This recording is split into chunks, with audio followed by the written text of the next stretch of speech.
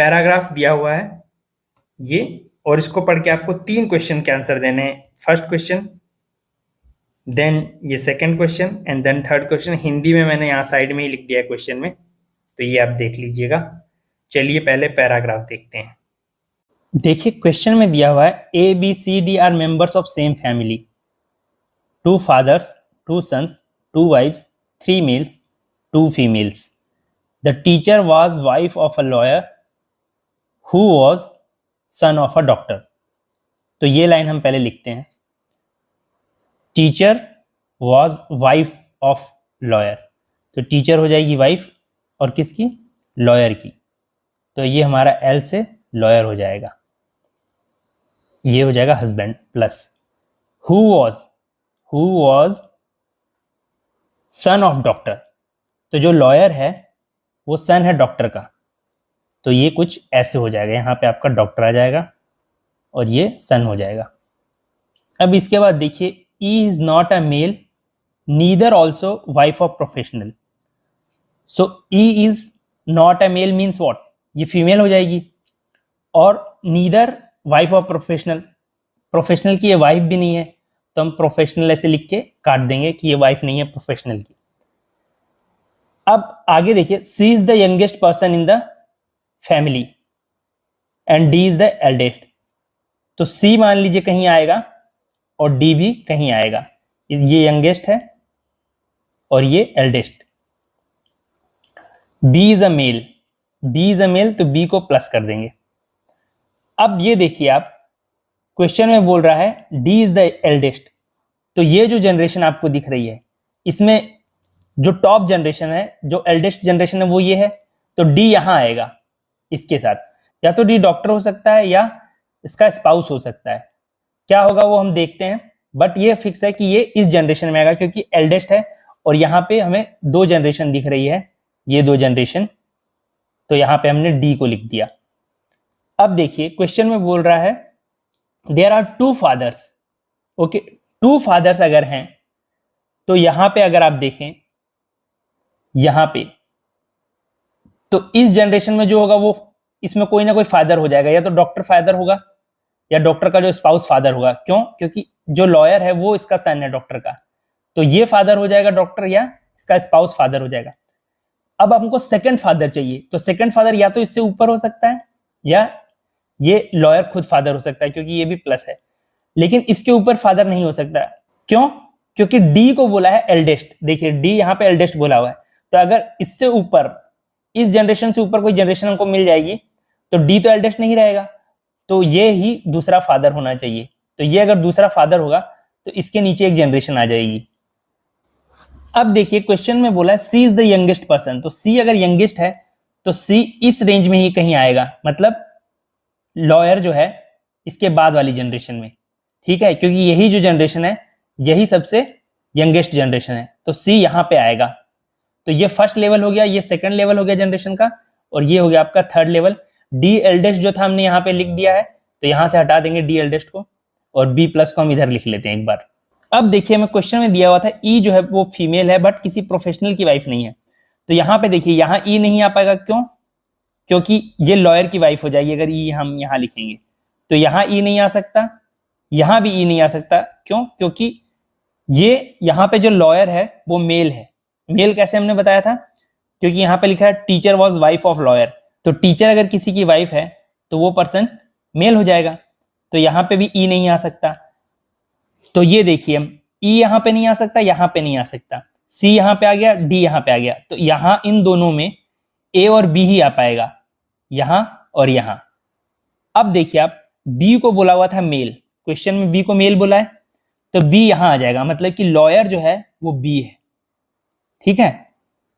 अब आपका बचा ए, यहाँ पे कौन आएगा? देखिए सी नेक्स्ट जनरेशन में है, ई यहाँ आ नहीं सकता, डी अपर जनरेशन में है, तो यहाँ जो टीचर है वो आपका ए हो जाएगा, तो ए इज अ टीचर है, इसको टीच लिख दीजिए आप, टीचर, तो ए आपका टीचर हो गया। ओके, इसको ऐसे लिख लेते हैं, बी हमने यहां लिख दिया, तो बी को यहां से हटा देते हैं। अब क्वेश्चन में देखिए 2 सन्स बोला है, तो एक सन तो ये हो गया, ये देखिए किस, ये पेरेंट है कोई ना कोई, उसका सन हो गया बी। अब दूसरा जो सन होगा, ये डी तो किसी का सन हो नहीं सकता क्योंकि ये एल्डेस्ट है, ई सन हो नहीं सकता क्योंकि ये फीमेल है, ए भी सन नहीं हो सकता क्योंकि ये फीमेल है। तो जो सी है वही आपका सन हो जाएगा, मतलब कि ये मेल हो जाएगा। क्यों? क्योंकि बोला हुआ है 2 सन्स, तो ये जो सी है ये सन होगा। अब देखिए क्वेश्चन में क्या दिया हुआ है, ए को यहां पे माइनस लिख लेते हैं।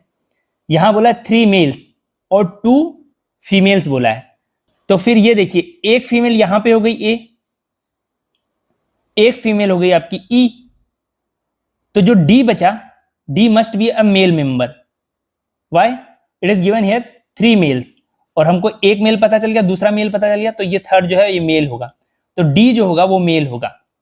यहां तक हमको क्लियर हो गया है कि क्या, पहली बात तो ये कि यहां पे जो आएगा, ए टीचर होगा और ए फीमेल है, बी लॉयर होगा, बी मेल है, सी सन हो जाएगा, और जो डी है वो एकदम अपर जनरेशन में आएगा और मेल है। अब हमको ए बी सी डी की पोजीशन हमारी फिक्स हो गई। अब हमें ई की पोजीशन फिक्स करनी है कि ई कहां पे आएगा। तो ई के लिए बोला is not a male neither also wife of professional, तो ये किसी प्रोफेशनल की वाइफ नहीं है, तो ये इसकी वाइफ हो सकती है, ठीक है। या फिर यहां पे अगर डी डॉक्टर बन जाए, अगर डी डॉक्टर बनेगा तो डॉक्टर की तो वाइफ हो नहीं सकती ई, क्यों? क्योंकि वो प्रोफेशनल की वाइफ नहीं है, तो डॉक्टर ही ई बन सकती है। तो यहां पे मैं बोलने का मतलब यह है कि डॉक्टर ई लिख सकते हैं हम, और वो हो जाएगी नेगेटिव, और ये हमारा प्लस था हमें पता है, तो ये दोनों हस्बैंड वाइफ हो गए। तो या तो ये हो सकता है या ये हो सकता है क्वेश्चन के अकॉर्डिंग। तो ये दोनों कंडीशन हम अलग अलग लिख लेते हैं। पहले तो हम ये लिखते हैं कि डॉक्टर ही डी है, एक कंडीशन ये हो जाएगी, और दूसरी कंडीशन ये हो जाएगी कि डॉक्टर ई हो जाए और उसका हस्बैंड हो जाएगा डी, क्योंकि वो तो प्लस है ही, और यहां से ई को हम हटा देते हैं, तो ई यहां पे हो जाए। या आपकी कंडीशन ये भी सेटिस्फाई होती है क्वेश्चन के अकॉर्डिंग, आप चेक कर सकते हैं। देयर आर 2 फादर्स, इसमें भी 2 फादर्स है 1 2, और इसमें भी 2 फादर्स है 1 2। फिर बोला 2 सन्स, तो इसमें देखिए ये एक सन हो गया, ये एक सन हो गया, और इसमें भी सिमिलरली एक सन 2 सन हो गए। 2 वाइफ्स, तो इसमें देखिए एक वाइफ, दूसरी वाइफ, इसमें भी एक वाइफ और दूसरी वाइफ ये रही। और फिर है 3 मेल्स 2 फीमेल्स, तो ये आप देख ही सकते हैं, फीमेल तो हमारी फिक्स हो ही गई ए एंड डी, और बाकी तीनों बी सी डी मेल्स हो गए, तो ये तो दोनों में है ही। Teacher was wife of a lawyer, तो ये कंडीशन दोनों में सेटिस्फाई हो रही है। Who was son of a doctor, ये भी कंडीशन सेटिस्फाई हो रही है। E is not a male neither also a wife of professional, E यहाँ पे भी देखिए मेल नहीं है, प्रोफेशनल की वाइफ नहीं है, क्योंकि हमको सी का पता नहीं कि सी का क्या प्रोफेशन है।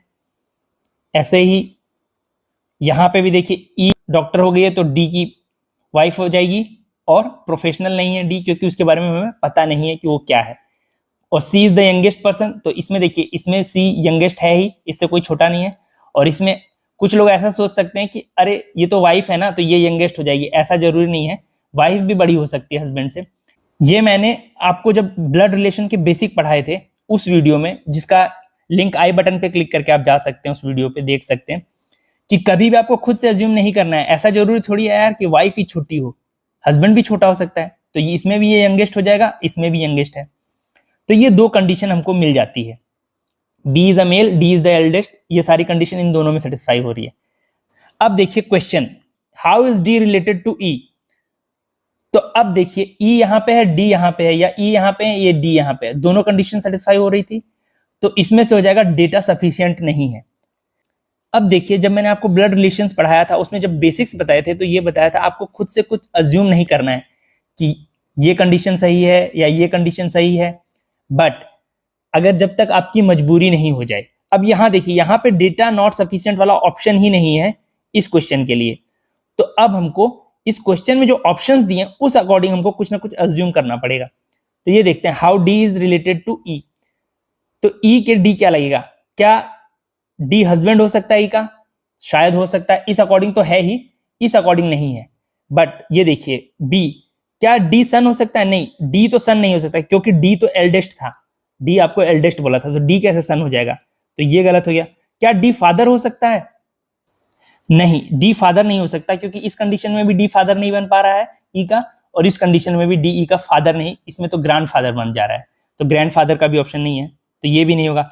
और क्या डी जो है ई की वाइफ हो सकती है? नहीं। क्यों? क्योंकि ई खुद फीमेल है, ई तो खुद फीमेल है ना, और जब ई फीमेल है तो हम डी भी रॉन्ग हो जाएगा।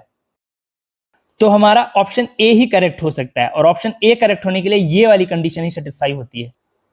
तो फिर हम ये वाला जो फैमिली स्ट्रक्चर है इसको राइट मानकर चलेंगे। अब देखिए जो नेक्स्ट दो क्वेश्चंस हैं वो तो इसके बेसिस पे भी हो जाएगा, इसको अगर फैमिली स्ट्रक्चर माने या इसको माने। देखिए कैसे, नेक्स्ट क्वेश्चन में है who are the females in the group, तो इसमें देखिए ए फीमेल है और ई फीमेल है, और सिमिलरली इसमें भी ई फीमेल है और ए फीमेल है, तो ए एंड ई जहां ऑप्शन होगा ये सी वाला ऑप्शन हमारा राइट ऑप्शन हो जाएगा। ऐसे ही फिर थर्ड क्वेश्चन देखिए, हुज वाइफ इज टीचर, किसकी पत्नी शिक्षिका है, तो टीचर तो यहां पे आ रही है, इसमें भी सेम लाइन पे ही है, तो ये किसकी वाइफ है? बी की, इसमें भी बी की ही है, तो हमारा बी जो है मतलब कि option D is the correct answer. अब कुछ लोग ये भी आर्ग्यू कर सकते हैं या बोल सकते हैं कि क्वेश्चन में दिया हुआ था सन ऑफ अ डॉक्टर, तो डॉक्टर जो है यहाँ पे डॉक्टर है, उसका कोई सन है अगर, तो उसकी वाइफ भी होनी जरूरी है, तो हस्बैंड वाइफ होने जरूरी है, तो ये वाला कॉन्सेप्ट ही या ये वाला स्ट्रक्चर ही बस राइट है। बट ऐसा नहीं है, रीजनिंग के कॉन्सेप्ट में आपको ये ध्यान रखना है कि आपको खुद से अज्यूम नहीं करना है कि उसकी वाइफ या हस्बैंड कोई ना कोई है ही, क्योंकि जरूरी नहीं है कि वो जिंदा ही हो, तो भी तो फैमिली स्ट्रक्चर में 6 लोग हो सकते हैं। तो एक्चुअली जो स्टैंडर्ड कॉन्सेप्ट है उसके अकॉर्डिंग ये दोनों ही स्ट्रक्चर सही आते हैं। बट हाँ, जब क्वेश्चन आप देखेंगे तो इस क्वेश्चन के अकॉर्डिंग आपको केवल ये वाला ही ऑप्शन फिट बैठता है, तो ये वाला स्ट्रक्चर ही बस हमें लेना है।